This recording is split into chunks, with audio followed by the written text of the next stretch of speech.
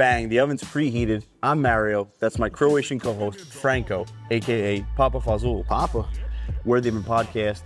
Follow us on all the socials. Keep sharing the show and spank that subscribe button. Yes, sir. Where are we today, Frank? If you can't tell by the beautiful backdrop, we're at the amazing 110 in Melville. It's an unbelievable Italian spot in Long Island. One of our favorites. The chef is about to put on an absolute show tonight, and I cannot wait. We have a great guest that we've been waiting to have on for a minute now. Tell us a little bit about him. Man, Iaquinta. You guys know him best from the UFC. My mom just thinks he's some cute realtor from Instagram. This is gonna be a good one. I mean, we're sitting down with a guy tonight that went 5 rounds with Khabib. This is some serious stuff, and I'm really looking forward to it. Yeah, he would hurt you bad, dude. I can't wait. Keep it cooking in the oven. The oven. The oven. Yep. The oven. The oven. The oven. Yep. The oven. The oven. The oven. Smells good. The oven. Yep. Al, thanks for being here, man. Oh, thanks. This is great. To walk right in, to get my order taken, steak, freaking special martinis. This is you guys are doing it right over here. I like this. Good job, Rob. Yeah. Great job, Rob. Yeah, for real, man. Appreciate you coming. I feel like it's been like a long time coming. You know, we had Maddie Frivola on a while back, and we were like, man, like local Wantagh kid, Iaquinta would be amazing. And here we are, man. 110 is hooking it up. Yeah, no. This man's wanting to start off. He didn't tell me what he was coming out with. I'm a little nervous over here. So everyone's doing this like celebrity boxing now. Tyson, Jake Paul coming up. Do you have any interest in getting involved in some sort of charity boxing or celebrity boxing? I'm interested in fighting any kind of fighting. You know, definitely. I'm definitely interested in some boxing. Started the real estate thing. I opened up my own office like a year and a half ago, and now it's kind of coming together. I put a lot of work into it, so I think now maybe the time to kind of like do something fun. And now I'm really like getting the itch back, you know. So definitely something that I'd entertain for sure. What do you think you would fight at right now? What would be like a weight that you can get down to for boxing? Yeah, probably about the same. Probably 155, 160, something like that. Why are you asking all these questions? He's got a fight lined up. He's like, no, so we got the promoter right here. So I think we could probably, if we cut off both of Franco's legs, we could probably get him down to 155. You can get down to 155, I think. I can't tell you last time I've been 155, dude. No, because I was thinking like if we get some sort of charity boxing going, we promote the real estate, promote the podcast. Yeah. I think we could put a whole event together. I don't really say no to a lot of things. It takes a lot. I say yes to pretty much everything. Really? Yeah, I'm pretty. I did a pro wrestling thing. Oh, that's right. I saw that. A couple weeks ago.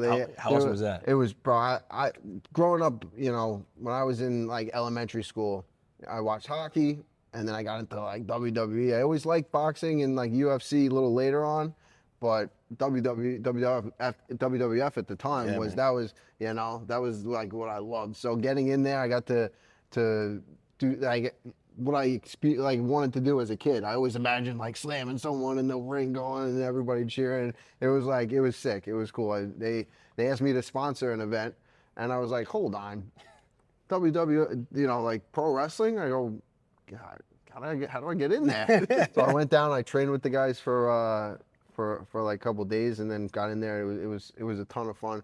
But yeah, I don't really say no to many things, so I think now's the time. Maybe a little celebrity or like a little boxing thing would be cool. Let's do it. I love that you heard that. You heard that. Can you get down to 155? If I did, would you roll? We do a charity event with the podcast? Let's do it. Let's go. We'll face off after this. After this episode, we're doing a face off. I can't believe that's what he's coming out with. I will go anorexic for this. He just said he's got the itch back, and you want to box him? You're fucking nuts. You're nuts. All right, let's get to my last meal. All right, we already started digging in here. We got the 110 meatball, the charred octopus, the 110 alla vodka pizza with burrata on top, which looks insane, by the way. Yeah, this looks crazy. Then we got the raviolo slab bacon. That's with egg yolk and a raviolo on top. For those of you who don't know, we just found out raviolo means a raviolo, and ravioli is plural for raviolo. You can't just have one little ravioli. It doesn't work like that. You better be right about that. I'm on camera saying it now. So, and then I believe it. I buy it. Yeah, it makes sense. The way she presented it, Very confidently. very convincing. And then we got Franco's got the Aperol Spritz. This kid drinks more Aperol than a girl on her first trip to Italy. It's crazy. Fantastic. And we got the me and Al. We got the Merlot. Keeping it classy. Yeah, cheers, Cheers, fellas. boys. Good. Cheers, boys. Cheers. I feel ridiculous cheersing with this now that you brought it up like that. Oh, man. Oh, those will get you. Yeah, that's really good. Yeah. That is really good. So I was want to come off the bat. We got a huge couple weeks coming. UFC Noche, Saturday, September 14th at the Sphere for the first time. It's, according to Dana White, the most expensive combat sport event of all time, right? I feel like Expensive. Tickets were expensive. Yeah, I can imagine. And they man. just cut the price like in half or something. I don't know. I hope they're doing good with it. They cut the It's price like in half? The ticket prices, they just dropped. So I bought tickets like right when they came out. They were like, you're not giving out tickets to anybody for this thing. They wouldn't give you a ticket? Not for this.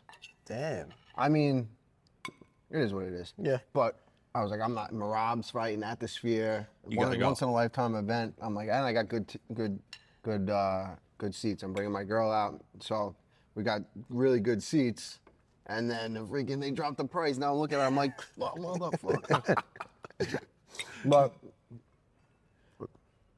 it's Merab, title fight at the Sphere. The guy's the best guy, Merab. Oh, dude, You know? he's awesome.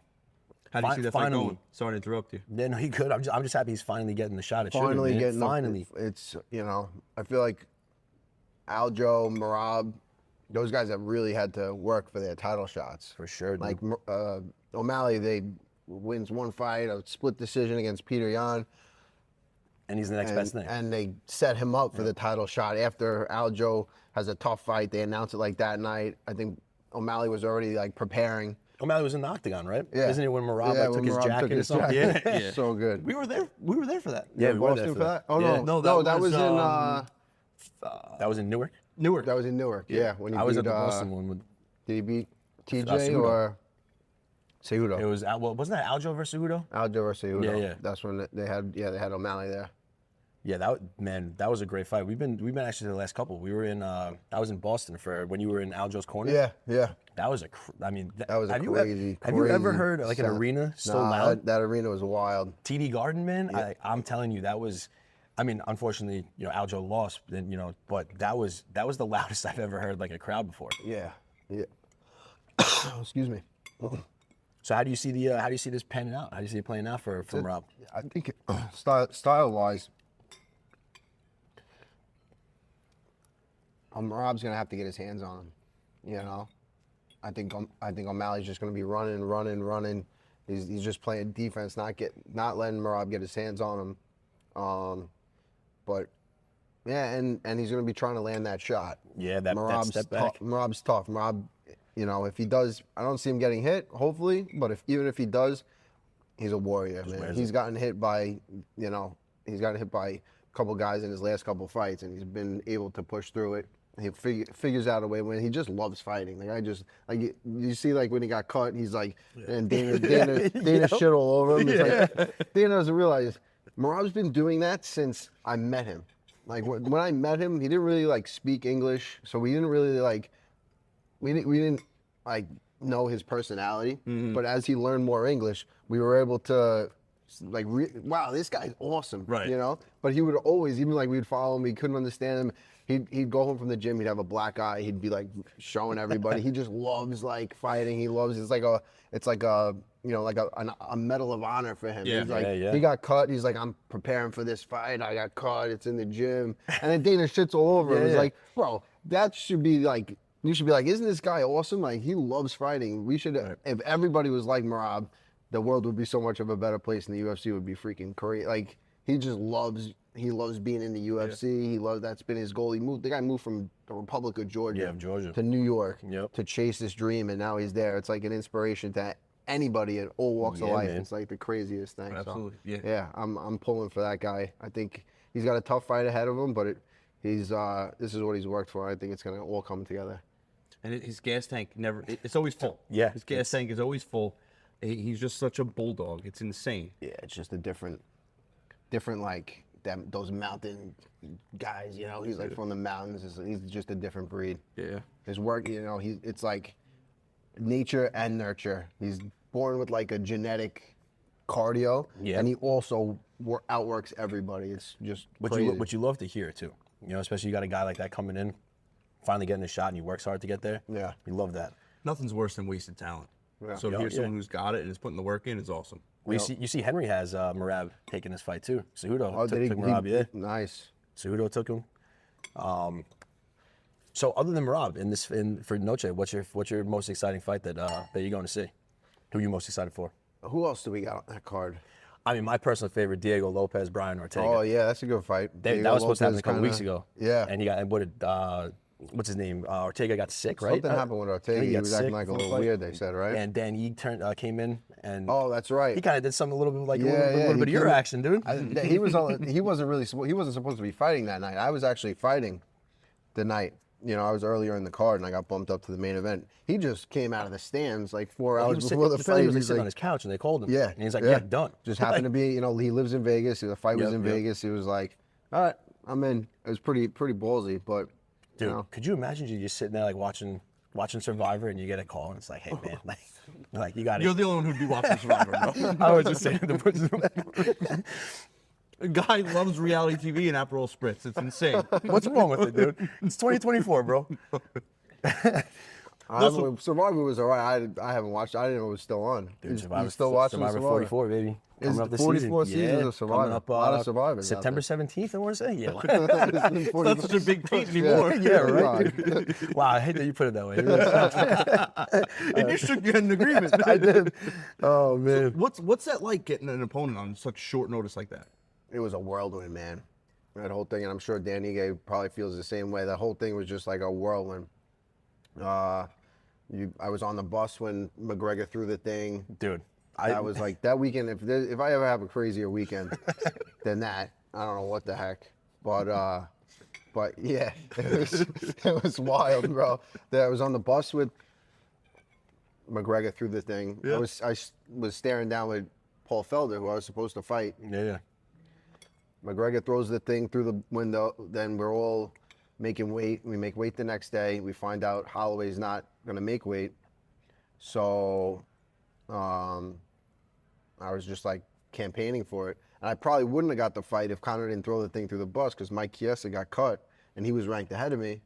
So like everything just kind of like fell into place. It was just like the wildest thing. I didn't sleep like that whole weekend. Just adrenaline just carried me through. And you know, it was what it was. A tough fight on a short notice, but yeah, I relied on just years of training and experience and everything, and gave it everything. You know, That's I it. gave it just let it ride. You know, I didn't do too much like video preparing for it. I didn't have too much time, so I was just like, you know what, I'm just gonna go in there. It's short notice for him too. He's facing me, who's you know different. It was a different style. I was fighting. I was a different style than he was fighting. I was like, let's just let it ride, and yeah, fought my ass off. That was it. You know. Yeah, that was amazing. I got a couple of Levittown fan questions today. Oh. One of them was, you know, you said you kind of just went with it. You didn't watch any film, but you know, when you were in the octagon, what's one secret? What was that one thing you were telling yourself the whole time? I just wanted to stay off the cage. I wanted to push forward, stay off the cage, because he's so good at getting guys against the cage, trips, takedowns, body locks, everything up against the cage. So I tried to go right after him, not take any step back. He dove in and shot a low single right in the middle of the cage, which I was like, I felt safe, you know? And then he dives in, he grabs my leg, and it kind of like flustered me. But I got, you know, it took me a little while to get in. That was, at the time, the biggest fight that I had been in. Biggest crowd, Barclays Center, sold out main event. It was like crazy. So took me a little while to get like in the hang of it. And yeah, it just, I wasn't training for 5 rounds, so I didn't want to expend all my energy to get out and move. But it was just kind of like a balancing act on like doing enough, but really kind of saving myself in case it did go to later rounds, which it did. But it was his first 5-round fight too, so it was just like total uncharted territory for both of us, and yeah, that was a wild experience. It's crazy. Drug the man through the trenches for the first time. I love it. Yeah. I love it. I was one shot away. I was right, I was walking right there, bro. Well, it's like you said, man. It seemed to me like, you know, I rewatched that fight. I've seen that fight so many times now at this point. and once the third round came, it seemed like you kind of settled in a little bit. Definitely. And that's when you guys started yapping a little bit. Yeah, yeah. Do you remember what you guys were talking about? He was hitting me with the jab, and I was kind of like, I don't mind getting hit. Yeah, really, I did. You were accepting the jab, it looked like, at one point. And I wasn't really like trying to focus too much on his hands. I was kind of not letting him hit me, but I wasn't minding it too much. I wasn't like, I didn't feel like he had too much power to where he was going to finish me like that. I just didn't want him to take me down. Yep. So I was almost like, he was like, oh, I hit you with 2 jabs. I was like, yeah, where's number 3? And then I tried to like get him with something, and then he, yeah, there was a lot of talk about the jab back and forth. And then when he did get me down at the end of the 4th or 5th round against the cage, he was talking to Matt Serra.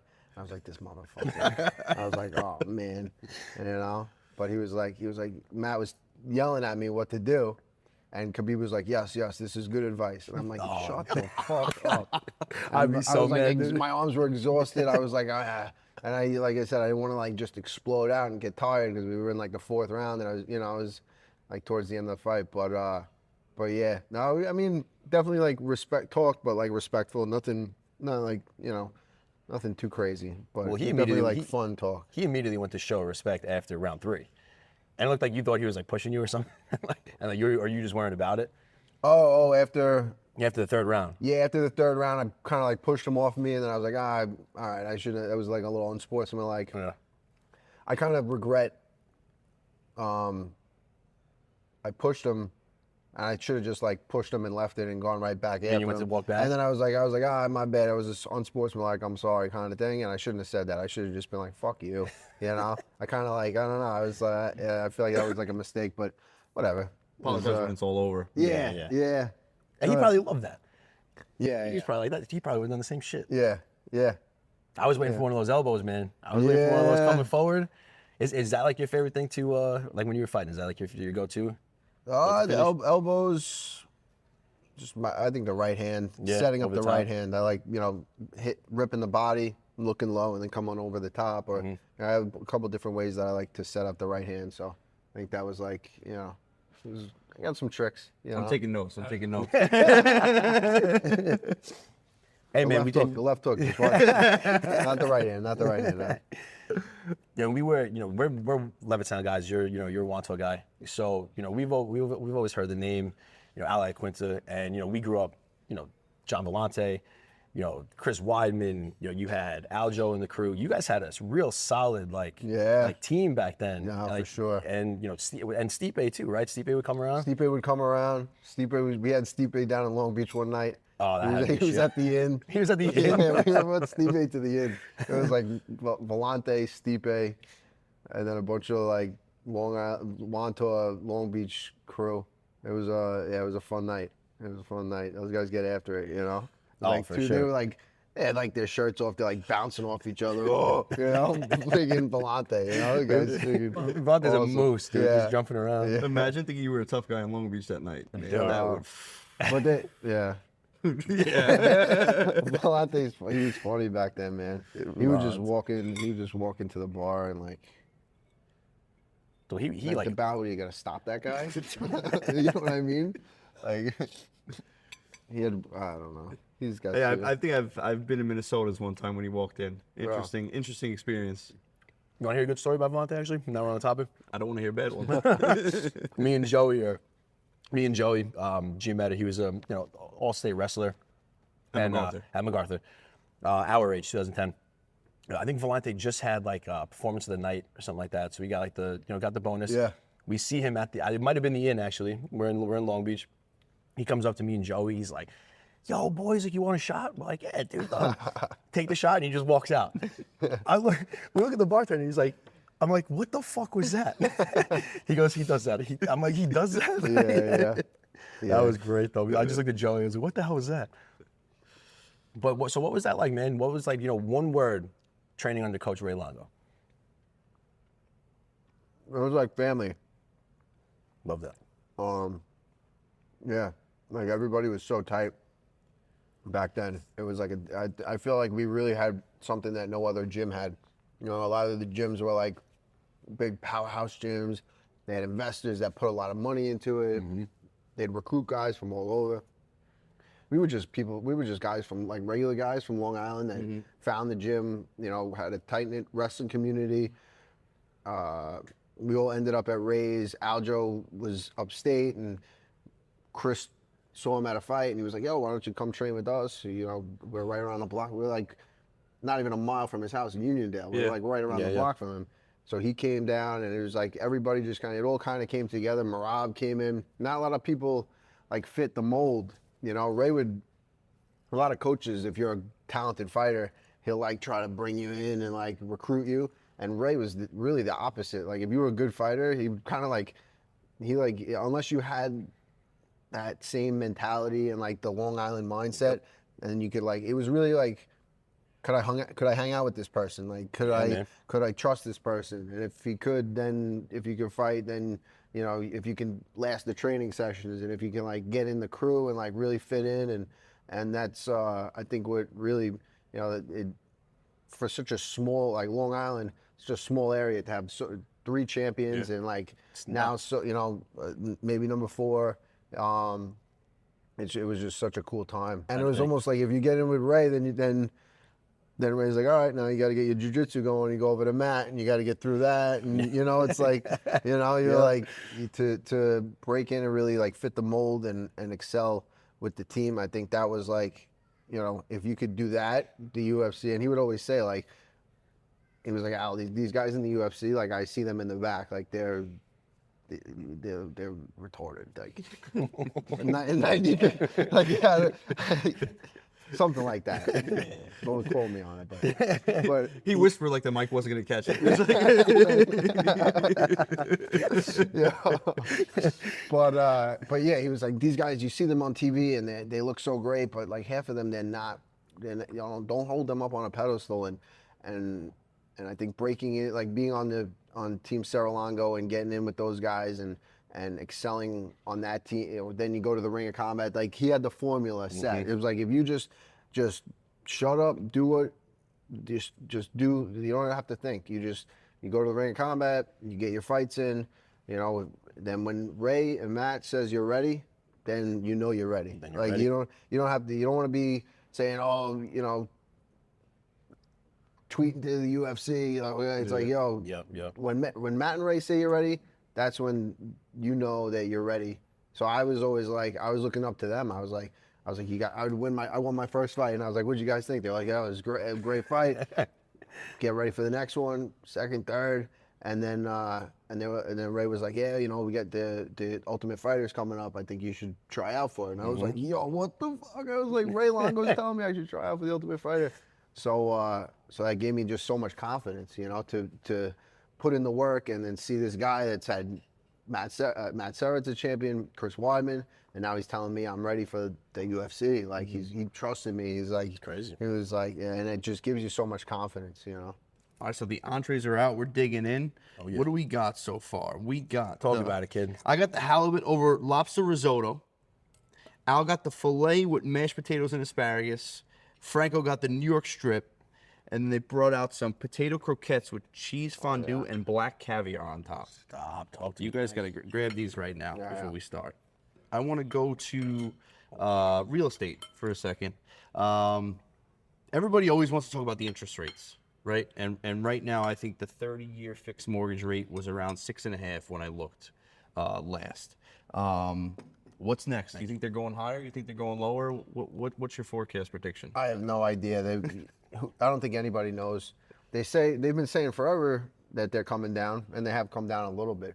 So, you know, we'll see in September what happens. But I think you know, they should come down. I think, especially with the election coming up, right? Usually it has an impact on something. Of course. So I think we'll see them come down a little bit, which should, you know, even out the market a little bit. A little bit more inventory would be nice. House goes on the market right now. It's like a feeding frenzy.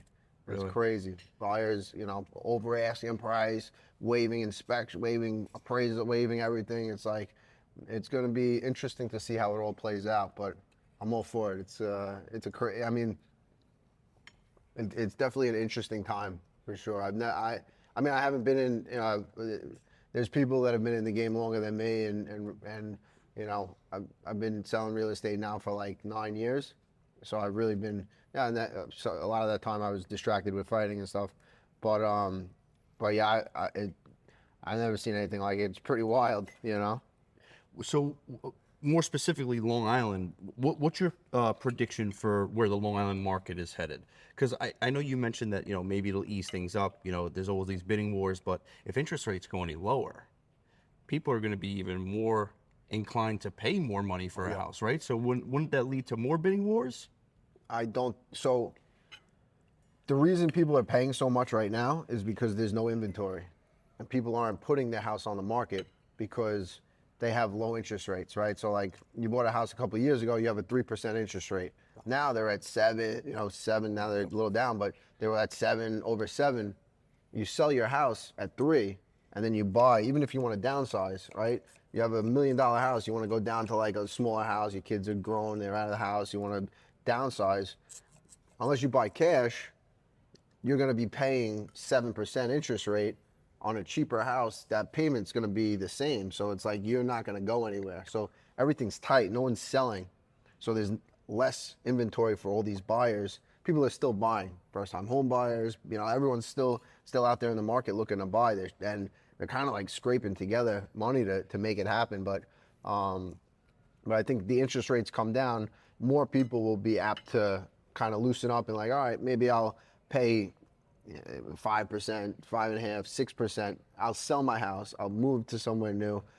A lot more movement, and that'll, I think, bring. Initially, probably the prices will go up a little bit, because all those buyers that have been sitting waiting for the interest rates to go down. But then eventually, it would kind of even each other out, and I think the prices will come down a little bit, or at least won't be such a bidding war. It won't be so crazy for buyers. Like my sister was looking to buy a house. She did end up buying a house, but it was like war. A house would come on the market Thursday. We'd be like, all right, Saturday we're seeing this one, we're seeing this one, we're seeing this one. Line out the door, and they were like, I'll put an offer in on. They'll put an offer. If there's like a house that they just kind of like, they're like, we'll put an offer on it, $100,000 over asking price, waiving the appraisal contingency. If it doesn't appraise, we'll pay the difference in cash, and. Oh, we're sorry, we went with a higher offer. You're like, yo, what? It's crazy. I was working with an agent out of state, and it got to the point where, like, as soon as he would send me a house, if I was interested, he's like, all right, let's put an offer on it right now. He's like, by the time we go see it, it's going to be sold already. It was incredible. I was just, without even seeing it, I was putting offers in, and I was like, we'll figure it out later, Because, until you sign that initial contract, you could back out anything, right? So it made it difficult for a lot of sellers, too. Sellers would have 10 offers, 15 offers, and a lot of them were doing the same thing. They were just throwing numbers out there, doing an inspection, maybe try to get the price lowered. And there was a lot of buyers that would put in offers and then back out, or they'd put in 4 offers on 4 different properties, get one of them, and then the 3 of them. So you would like, you have a sell, you accept an offer, boom, that buyer's out. They found a different house. But so it was just like, I don't know. Like I said, I haven't been in the game that long to where I don't know if I've seen anything like it, but it's just, the whole thing was just wild. It still is, it still is. With the rates coming down a little bit, it's a little, but yeah, it's just wild. But a tumultuous market like this, in the long run, it's a blessing, because you're probably learning so much more now than you would if, things were all fine and dandy and wasn't crazy. This is forcing you probably to learn at a faster pace, right? If you're working for the seller, it's like easy. You could be like a middle school kid, put the house on the market, not even know it's like, oh, this, you could pick one offer and it's good. But with buyers, it's like you're freaking working, you're taking buyers out to see 20, 30 houses, putting in like 15, 20 offers, crazy numbers. And a lot of buyers too, they don't understand. Like if someone bought a house, I don't know, 10, 15 years ago, and now they want to buy a house, they're listening to their parents. A lot of buyers, first-time home buyers, they're listening to their parents. Which is like the first mistake. It's like, yeah. The parents are like, it's like, it's like, oh, well, we'll go asking price. It's like, dude, you're not getting the house. Wasting time. It's like, and then they're like, all right, we'll go 10,000 over. and they don't get the house. And it's like, well, I told you, but like we got to be like at least 60, 70 over, you know, to even like think about it. Depending on the price range. If it's in like that 700, 800 price range, you got to go, you know, you got to, once you get a little higher, then it's not so much, but yeah, it depends on the property. And then agents are listing the house super low to create that bidding war. So it's, you really got to be on top of it. But, I forgot where I was even going with that, but you know, shit's crazy, man. Yeah, it's I insane. mean, what got you into like the real estate 9 years ago? I mean, middle of your fight career, right? I got hurt. Okay. And I had bought a house.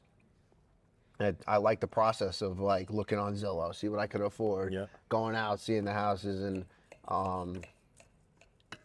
Uriah Faber was my coach on The Ultimate Fighter, and he was big in real estate. And on The Ultimate Fighter, he was always like, you know, you're gonna win some money fighting, take that money, invest it in real estate. I saw what he did. I went out and trained with him in Sacramento, and he owned a whole block of houses. Back when they were giving mortgages out to anybody, 2008, 2007, whatever. Was that a top team? Oh, before the collapse? Yeah. Well, that's what he got. That's when he bought all these houses. You know, he was taking out mortgages, but he'd rent them out to his fighters, the fighters with the gym. So like he had the whole block was like Such a smart idea. Such a smart idea, and he Neighbors just were kinda feeling like, safe for sure. Oh, dude. I mean, there were no neighbors. All just the whole block it was just like his guys, you know. And I saw that, and I was like, this is the coolest thing, you know. I saw what he had out there, and I went out there, trained with him, and he definitely kind of like took me under his wing in a lot of ways, and showed me what that whole thing was about. So when I got hurt, I was like, I had nothing to do. I was like, I crutched my way into the real estate test. I got my license, and then ended up going back to fighting, but always like kind of had a lot of interest in it. You passed first time? I passed the first time. Dude, I didn't even study. I failed the first time. Oh, yeah. Well, that's the best way to do it. You got to study. So then the second time I was like, all right, I'm wasting my time and money. I should probably open a book and check it out. But how mean, many with doors Tesla- do you have now? Do you So- like that term, by the way? I know all these social media gurus, they're all about the doors. Yeah, well, I mean, having doors is good, you know, but it's really, you know, it's if you're not making, you know, if you're not cash flowing, the more you can cash flow, the less doors you need, and the less headache, you know. So it's kind of like a balancing act on profitability, and also not having, you know, if you have a property management company, I guess but I do a lot of the management. I do most of it myself. My mother helps me a lot. My mother can do everything. She's sick. She had a background in real estate, or she kind of just hopped in and was like, Mom was going to help? Yeah, she can fit. If I have a problem, like, Ma, this happened, something happened with the freaking, the toilet, the heat system, something, and she'll be like, oh, let me go check it out. She's working 2 seconds later. My friends are like, one of my friends is renting a house, one of my houses, and he's like, bro, your mom was over here, best woman I've ever met in my life. I was like, bro, she's incredible. She can do like anything. So I have a lot of help with her. She's incredible and helps me out a lot. But I think so. I have 2 rental houses, multifamily. Nice. One has 3, is a 3-family, and then one's a 2-family, but kind of 3. So, but they do very well. I do a little bit of Airbnb, a little bit of long-term rentals, and it kind of works out really good. So, cash flowing pretty good with those. Been doing good. So everything's flowing nice. So it's been good. New York's done with Airbnb, right? Isn't there no New York Airbnbs anymore? Or? Well, Manhattan definitely not. Oh, Manhattan. Yeah, Right. It Manhattan. depends on the municipality. Yep. I think certain areas, they allow it. Yeah, Long Island's like a little gray area. Wow. So speaking of short-term, long-term, you know, what do you think is the bread and butter for a new investor coming into the game? What would you recommend they do first to get their feet wet investing? I think you really got to find. Well, you got to pick what. You kind of fall into it. I think you got to have like a niche. Like there's some people that do short-term rentals and they crush it. There's some people that do long-term rentals and they crush it. It's like you got to find your niche. Some people flip houses. Some people buy, renovate, sell, rehab. You know, rent it out. There's all different. Flips are so exciting, man. I feel like you just when you hit, you feel like you hit a home run. Yeah. I feel like that rush is a little addicting. See, that's. Yep. It's like you get one in your pocket. Yeah, I mean, it's like a big hit, or I don't know. Right, You know it what I could be a mean? Like, strikeout. yeah, Yeah, it's kinda Yeah. like, yeah. It's not a home run. You're like, Yeah. But like that's the thing. If you want to do that, there are guys. Like, yeah, it's always funny when someone comes up to me and they're like, "Yo, I want to get into fix and flipping. I want to buy a house or a foreclosure. I want to buy a foreclosure, and I want to renovate it and sell it." And I'm like, "Okay, there's people that every single day are doing this, and they do 100 of them a year, and you're competing with that person, and they're probably going to figure out how to get it faster, cheaper. They're going to get the work done. They probably have a contracting company that's doing it. It's like if you want to, you can't just fix and flip a house. You might be able to like hit a home run, like, but to do it on like a consistent basis, or like even like to do it the first time and think you're gonna make $100,000 or whatever. Like people think it's just like they watch it on TV and it looks so great. It's like, That's the all issue. right, it's like unless you find the perfect property, which it can happen, but you're competing against these guys that are like, they eat, sleep, and breathe this stuff. So it's like you really got to find your niche, what you want to do. You got to research it. They You got got to do a someone lot of feeding them work. deals. Yeah, They already For have sure. the pipeline set up. and like even if you lose a little bit on the first house, the way I look at it, it's like a college education. How much does a college education cost? Too much. Exactly. So like if you flip a house, and Aljamain Sterling, he flipped a house in Arizona, and he like broke even maybe, and he was kind of like upset about it or whatever. But thinking back now, and we talk about it all the time, and it was like that was like he learned so much, and the time, stress, energy, and everything that he put into that to really not get much out of it. It was like a free college. It was like he didn't spend. He broke even.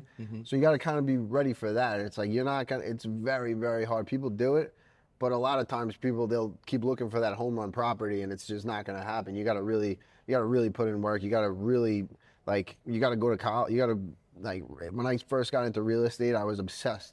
I was obsessed with the process and learning everything. I've just been consuming podcasts.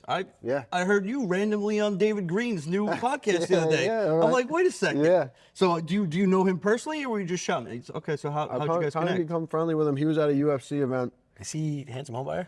No, David Green. He's from Bigger Pockets. Bigger Pockets, Bigger He now Pockets, right, left Bigger Bigger Pockets. Pockets. He has his own real estate Yep. called the Real Talk Radio Show. Yeah. Dude, I find him so insightful, and I think he's got. I mean, his voice was made for being a podcast Yep. host. But go ahead. How'd you guys connect? He, it just kind of like we have mutual friends. A guy that trains Nicky Knuckles. Nicky Knuckles. Nicky Knuckles. He trains at Sarah's, and then he moved out to Chicago, and he's big in the investment world. He has a podcast, the A Game podcast, and he introduced me a while back, and then he was at a UFC fight.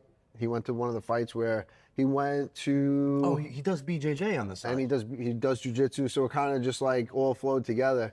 But yeah, so anytime you can pick that guy's mind. He owns a real estate brokerage in He owns California. a bunch of businesses. Yeah, He was yeah. rattling them off on the podcast the other day. I Mortgage was like, wait, company, fix and flip, long day. Like he does everything. And that's the great thing about real estate is that you can really there's so many like little off spins and Avenues. like little different Yeah, avenues. You intricacies. can just like you establish yourself here. Maybe you do a little mortgage, then you do a little bit of this, you do a little bit of that, and it's cool. And you know what is? Money makes money. So once you get that first deal or things start, snowballing for you, Yeah. you can't stop. Just put your head down and keep grinding. Yeah. One thing leads to another.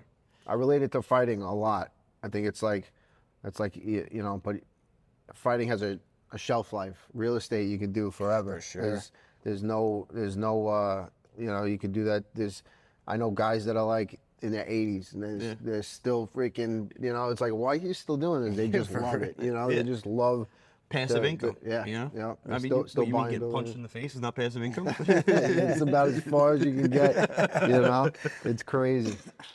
Before we get to the dessert, I want to ask you one question, another fan question. They want to know. Let me pull it up here. Give me a second, Frank. Do you think? Take your time. You've been talking his ear off. You haven't even given him a second to eat a steak. You know I get excited about. First of Oh, all, this is good. We're talking. No, he's so fighting excited. in real estate. Like No, it's UFC perfect. real estate, Steak. steak, fighting. What the freak, guys? This is best podcast ever. That's it. Chendan. $10. So they want to know now that Dex works for the MTA, who's cutting your hair? We were just talking about Wow, that. that's crazy. We were just talking about that. I go to Strong Island Styles. Brian at Strong Island Styles. Biz. During COVID, went to him once. He's a big UFC. He cuts Connor's hair, and like when Izzy, did you hear when Israel Adesanya got arrested for the brass knuckles? Yeah. Yeah, he got arrested over here. Yeah. It was my barber that gave him the brass knuckles. I'm pretty sure one of our boys actually was the one that like picked him up. Oh yeah, it was Yeah, I'm actually pretty sure.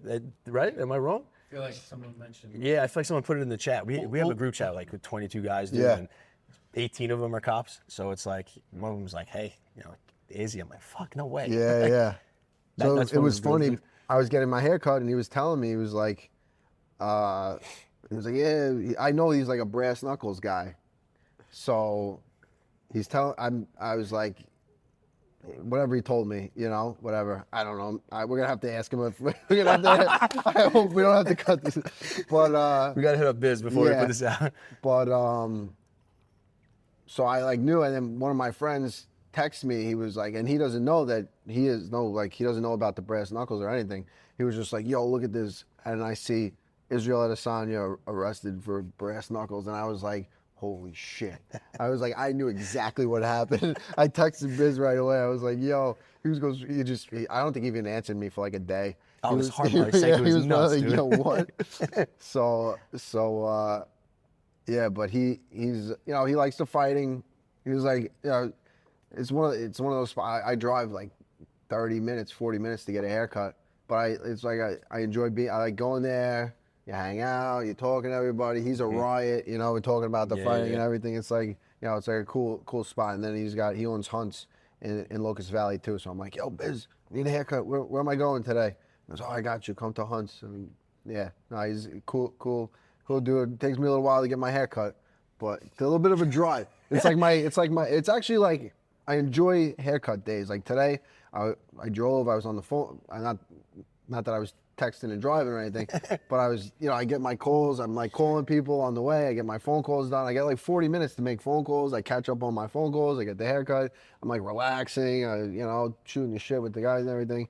And then I drive back and do the same thing. So it's like, it's a good day. It's like a long guy's is- pamper day. It's like Yeah. getting a little Of pampered. course, I look forward Yeah. every Thursday. My haircut's like 30 minutes in and out, but like how long do you think is too long for a haircut? Last question before dessert. It depends, If I'm in there for any more than 45 minutes, dude, No. I'm sorry. Well, you mean like waiting and then get the haircut? no, like you're sitting in the chair, like Oh, yeah, yeah. no, like Button on to button off. yeah, button on, button off. Probably like after 20. I mean, it depends what how big, what kind of haircut you're getting. But like, I That's think how big like your head is. it depends on how much hair you have, how big your head is. Well, they charge Franco extra for his head. You get charged double. Bro, like I only It's a got lot two of knives hair. left. Bro, you're actually ripping them off when you get a haircut. You're like, they're doing twice the work for Twice the hair. work, That's literally. fucking sick. That's why it takes Bert Yeah. 45 minutes on my head. Yeah. It's the people with the small heads, they get fucked. They have to pay for a regular sized head. Yeah, They get- I'm the issue. the barber's like, sick. This guy's got 3 hairs on his head. Yeah, it's like my friend that asked the question. He's got no hair in his head. I'm like, what are you asking this Really? question That's for? great. No, I mean, he has hair, but he's losing it. I don't know. I was listening to Rogan and he was shitting on the barbershops. I was like, dude, what? What was he you got saying? No hair. Yeah. Wow. He's like, oh, that too. He was like, the barbershop culture is for guys that just never learned how to play pool. Well, because like you bullshit in the pool hall. Yeah. It's like totally different.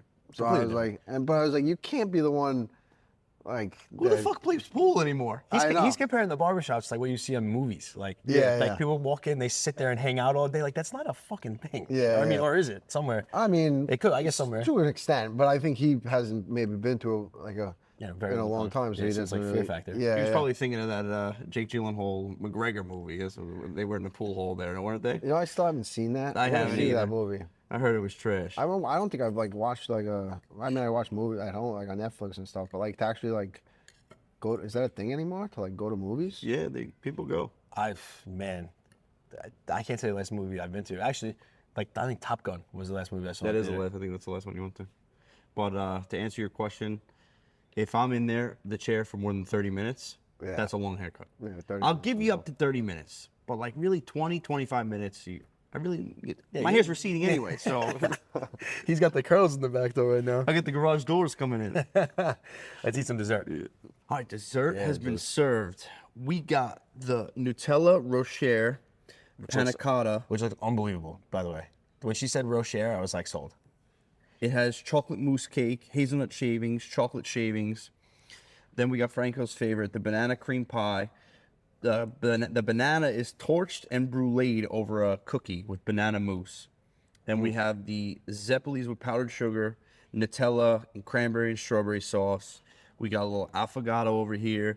The boys got the espresso martinis. I got the straight up espresso. Right here. I'll still cheers you There though. we go. Get in there. Cheers. All right, so I want to bring it back just to UFC just for a little bit. I got 2 fights that I want to pick your brain about. Is Stipe and John Jones happening? And is Chandler McGregor happening? What do you think? What's your thoughts on that? I think Jones and Stipe is gonna happen. Chandler and Conor at this point, I don't know. I mean, if Seems you were like- McGregor, would you fight again? Like, Yeah, you have I all mean- that money, like, I think he's done. But then at the same time, but you got the what itch. else are you doing? Yeah, You know what I mean? It's not like sliding down slides on the side of your yacht. you saw that. I saw that today. I mean, I guess yeah. I don't know. I would like to see both of them. I Right. think both fights. The Jones Stipe. Not that it's holding up the division, but it's kind of like that's like, It's a long time coming. yeah. And I know? can't stand to hear freaking Dana White say one more time how much he loves John Jones. Dude. It's like, bro, I know you're a Stipe guy, so is Jones not the GOAT? that's such a you really can't win with like no matter who you like. I think he is, but I think Islam's catching up to him. Yep. Islam's active. He's young. He's fighting guys in different weight classes. Definitely starting to clear out the division to where he can start looking at 170. Which is nuts to think about. Yeah. Like, Yeah. he's going to be a moose at 170. He's big. He's big for 155. He cuts a lot of weight. Yeah. I don't know how to do it, man. I don't know. Yeah. I just did it. I don't. It's I mean, it's like that's just what it is. It's part of the whole thing. With Bilal being the champ at 170 though, I don't think they're training partners. Yeah, they're so not I gonna don't think fight. it wouldn't happen. But if Leon was the champ, I think he could go up there and probably do pretty well against him. Bilal's So, a tough fight, man. Yeah. Bilal's such a tough fight. Everyone says he's such a boring fighter. I'm like, dude, it's MMA, man. Like, you want to watch people throw punches? Go watch a boxing match. Yeah. He wins. He's a winner. That's it. So, you always get the question: is John Jones the GOAT? Is John Jones the pound for pound, number one fighter? I want to know who would be on your UFC Mount Rushmore. Just 4 faces that really brought UFC to where it's at today. I think GSP's John Jones. GSP, how does Dana not like he's talked about John Jones 9,000 times. I don't think GSP's lost a fight that he didn't win back. Yeah, I think you're right about that actually. So GSP, he's- bro, growing up any was like, fight, yeah. Like I was wearing freaking Affliction GSP shirts back in the day. Yeah. I've never been a fighter. Like, yeah, Dana kind kidding of me? hasn't really mentioned him too much in that whole thing. But then he goes up in weight. He beats Bisping like in the twilight of his career. Mm-hmm. After being off for so long, that's like he's got to be up there. Probably have to be, because it's hard. You got to really think like it's hard with the different generations and like you think of like who's hot now, who's at the top. Like you could, throw Khabib on there, but then there's guys like, and it sucks because there's guys like Anderson Silva. There's guys like, even Weidman at a time. You know, it's just like a lot of guys They won't get their flowers, kind of. they don't just bow out at the when they're Matt on Hughes. top like Yeah. like Matt Hughes, like Rich Franklin. I could go Rich for days with these names. Franklin, Khabib left too Fedor. early. Fedor was like- dude. Yeah. Khabib left too early, and a guy like Silva stayed too long. It's like I have Ronda on that Mount Rushmore. Like just because of, like for me, like what she did for the sport. I was actually at the fight when Holly Holm knocked her out. Oh, wow. Vellante was fighting that day in yeah. Australia. I was Yup. playing baseball in Australia. He was fighting over there, and he got me tickets. That's And, crazy. dude, yeah, just That's having to so sick. we were both in Melbourne at the same time. Wow. And that was crazy, man. That's when I fell in love with Joanna Young-Jetrick. That was the first Oh, time I met yeah. her. I was like, fuck. Love that girl. So if Ngannou stuck around, would Jones have beat him? I kind of think so. That's a tough fight. I kind of think For Ngannou, I think his wrestling gets it done. I think John Jones wrestling in that fight is the X factor. Mm-hmm. As long as he doesn't get hit by one of those bombs, you know. And I think he's long enough, he's technical enough to where he gets it to the floor. I think his wrestling's just on a whole nother level. But he is fighting a guy that's freaking huge. Yeah, that's one you could talk about all day, going many different ways. I think John Jones has proven that I mean, he took down Cyril Gane like it was nothing. Nothing. Like crazy. Like he was right? like he was a puppet. Yeah. People were talking Gane up like Yep. crazy. Crazy. Yeah. John Jones is such an interesting character. Like, doesn't even train for Gustafson's, probably like out doing freaking all kind of debauchery the night before the fight, goes in there and does that. And then now still in the game, what is he? He's got to be like, I think he's like 37, 38, all right? Mm-hmm.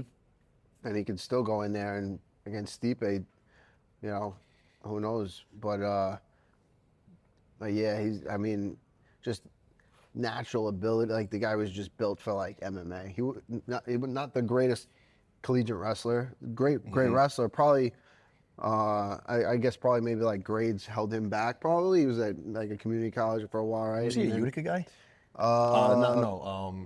Not Utica. He was a Syracuse guy? Yeah, Syracuse. He was up there. He wrestled at Iowa Central, which is like one of the top community colleges. He won a national title there, and then I think I don't know what he did after that. I think he might have just gone like to fighting, but like just took to fighting and just freaking like crazy, yeah. And then all the extracurricular stuffs, the picograms and like this and that, you know what I mean? And all the arrests and craziness, like pretty wild ride that guy's had. And to still get it done. And still get it done. And to And still still have be a- undefeated. And to still have a job. Yeah. All in the UFC. Yeah, like you kidding me? Anywhere else? No, he could never have. That's a guy that could never do anything else. Yeah, I do have to vent a little bit about the UFC.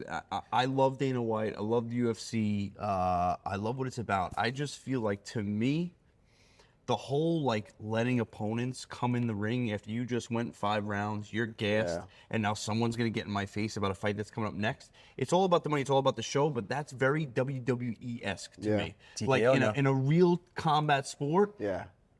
That should never fly. That's my only beef with UFC, is that kind of stuff goes on. I don't know. I just need to vent. No, when they did it with Aljo, it was that was bullshit. Yeah. It's dangerous. Yeah. And and what? Someone you never like after seeing the Khabib and McGregor shit go down. Yeah. What? Someone's gonna go swing on a guy that just fought 5 rounds. He's probably what injuries he's got going on. To me, I don't like the way that is. I'm with you. I'm with you. They should, and it's when it works in the favor, they go, oh, we don't make fights the night of the fight. And then when it works in their favor, it's like, oh, Aljo's fighting freaking Sean O'Malley in 3 weeks. Like, what the guy just fought 5 rounds. Yeah. Can you give the guy a freaking? Can the guy get the guy a beer? Will you? Yeah. Give him a fucking breath. Come on. Yeah. So when you were training, you were going through camp. What was your favorite cheat meal, or what was your first meal like that you were looking forward to after you made weight? I always enjoyed. I'd have a glass of wine like the night. Like we'd all go out to dinner, and I'd have 1 glass of wine, and it was like I don't know where I started doing it or whatever, but we'd always go to like a nice Italian place. I wouldn't go crazy with the food. I just you're still like you can't just go crazy. you know, so it's not like I'm eating ice cream or anything, but I'd have just like a little ice cream and I'd have one glass of wine.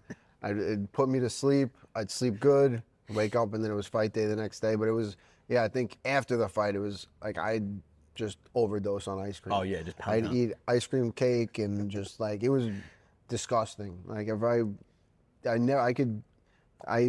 like, if it ever came to it and I was like, I'm ending it all, I would just eat myself to death with ice cream. I could just eat ice cream cake, Carvel with the crunchies, Oh, with the bro. icing on the. That's all you day. know? That's Like all- that. I would just sit in my room in like a dark, like I could turn on, just freaking just pound ice cream. The I Crunchy did- Professor and the M&Ms. I've almost done it. I lost a couple fights, and I sit and I was like, "Is this it?" Freaking- I go to Dunkin' Donuts. I'm like getting freaking the Baskin Robbins. The guy's like, "Dude, you all right?"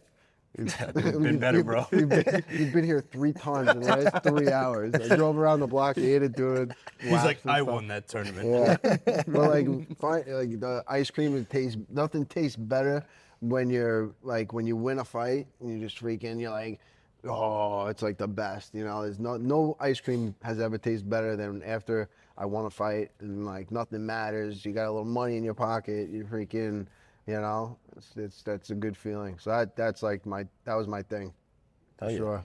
I got 2 more for you. I want your top 3 if you can give me your top 3. But I want your favorite boxing/fighting movies.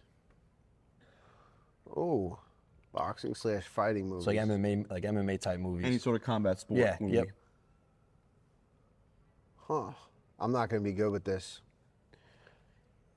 He Yeah, did say he wasn't a real no, I movie know. guy. Yeah, I I'm know. not like I a know. good. I mean, like definitely not a Steven Seagal. Not a Steven Seagal. I can't. Steven Seagal was like, it was like he played the same guy in Yeah, I every saw movie. that on one of your. Yeah. Oh, what did I say? Oh, what was it?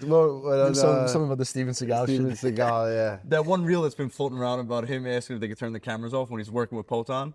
Like that was funny. I didn't see that. Yeah, he's like showing like little moves, and then he gets to one. He's like, does he have to be filming at this point? He wants to like show him Yeah, something. yeah, Like yeah. I'm like, I want to say like you don't need to show Potan anything else. No, Yeah, we're like, good. Yeah. Speaking No, of this- that dude just fights, bro. He's fighting Khalil Roundtree Yeah. like out of nowhere, which is gonna be a pretty tough fight. Yeah, But that was an interesting. I didn't expect to see that fight made next. Khalil fails a drug test, and then he's ranked what, number 8? Yeah. And Pereira's like, yeah, I'll fight him. Yeah. Well, I guess the timing like worked out or whatever Yeah. to where it was. You know what's funny? After seeing Potan get laid out in the mat by Izzy, Yeah. I feel like people just went right back to fearing him again. Yeah. It's crazy. Well, he just decided not to cut weight like that anymore. Yeah. Yeah, he went up and he, what's his name? He knocked out in the last. I mean, what is he now on a 2-fight freaking knockout streak? Pereira, yeah. Yeah. Yep. It was Yuri. It was Hill. Yeah, Yeah, Jamal Hill. Yep, yeah. yep. Yeah, it's a scary dude, and I think he's.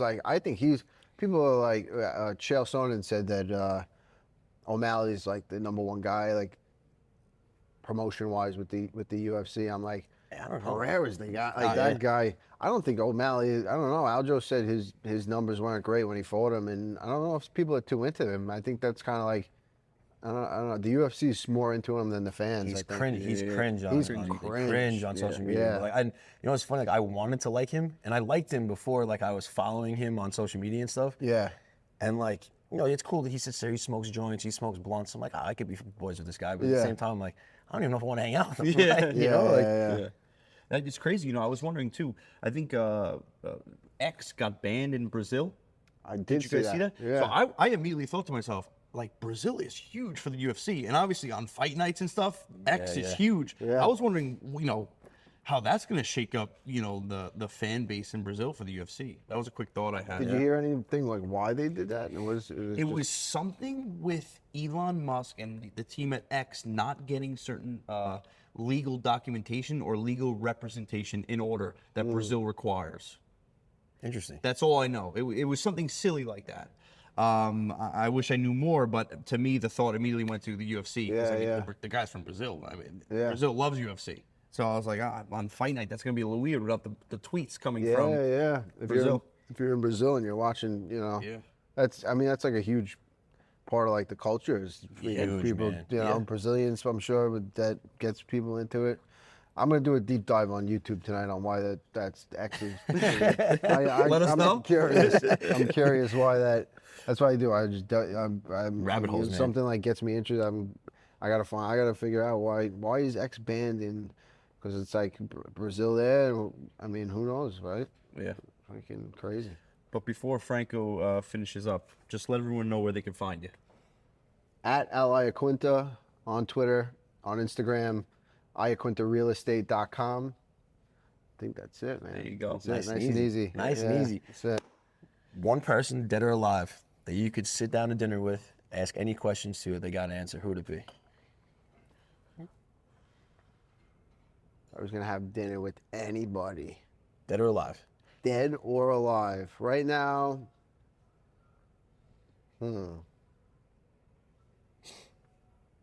there's so many different people. Like, So many different people running through your head. yeah, there's like who's the one person? Like, do I want to have like if I wanted to like die laughing all night, I'd be like Theo Von, or like if I wanted, or like do I want to be super motivated? I'd go with like a Wayne Gretzky or like Michael Jordan.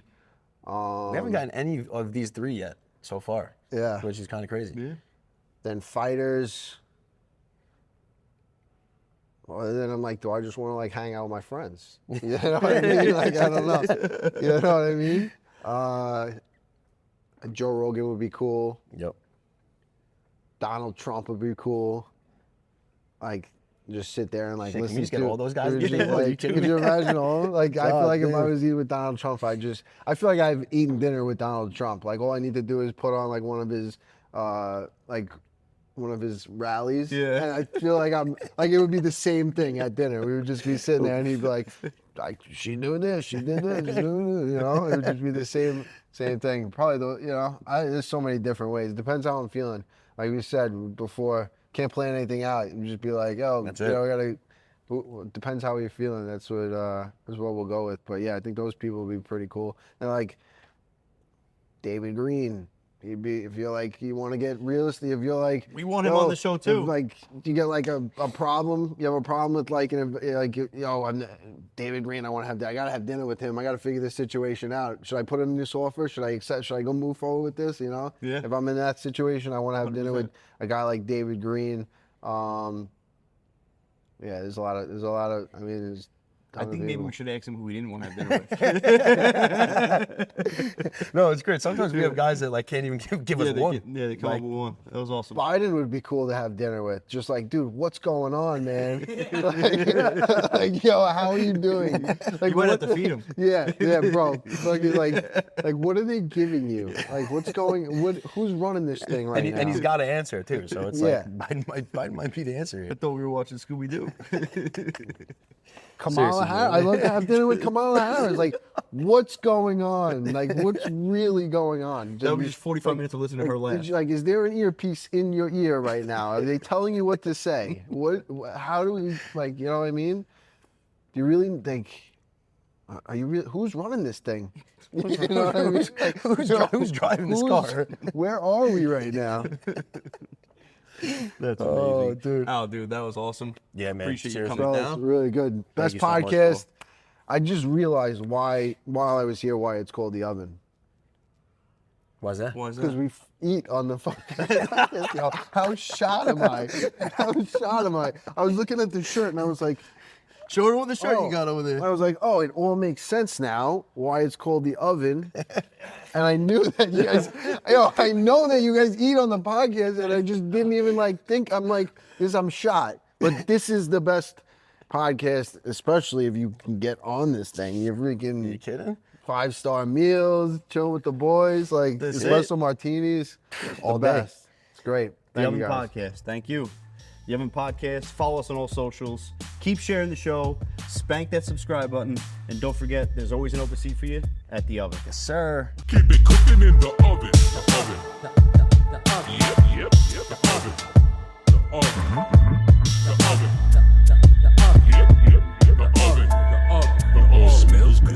oven.